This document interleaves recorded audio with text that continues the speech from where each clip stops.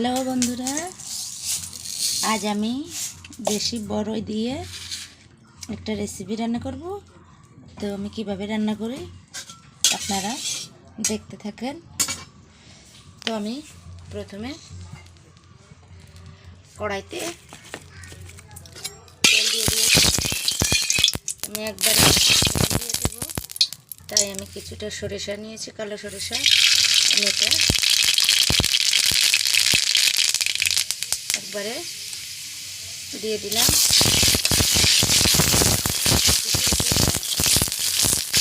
তো আমি এটা চামচের সাহায্যে একটু ভালো করে ঘষে নিলাম।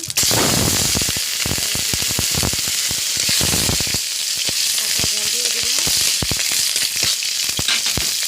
আর আমি কুলগুলো দিয়েছি।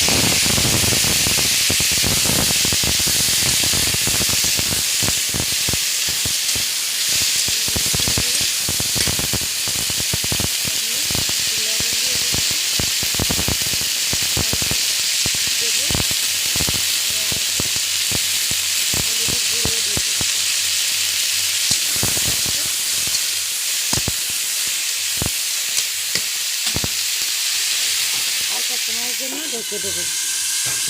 তো বন্ধুরা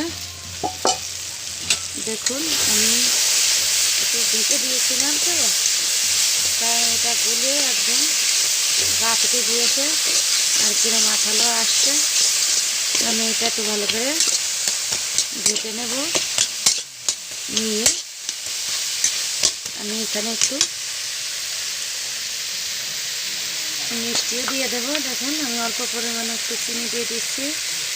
আপনারা চিনি না দিলেও দিতে পারেন, তবে আমি অল্প পরিমাণে দেবো, যেহেতু ঝাল দিয়ে রান্না করছি।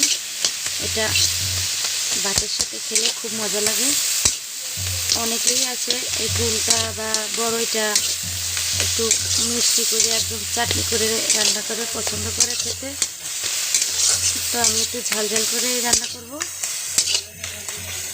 আপনারা বাড়িতে এভাবে রান্না করে দেখবেন, আর খেতে কেমন লাগে অবশ্যই কমেন্ট করে জানাবেন। তো আমার রান্নাটা হয়ে গিয়েছে, আমি এখন নামিয়ে নেব। এই দেখুন বন্ধুরা, আমার রেসিপিটা হয়ে গিয়েছে রান্না। তো সবাই ভালো থাকেন, সুস্থ থাকেন, বাই।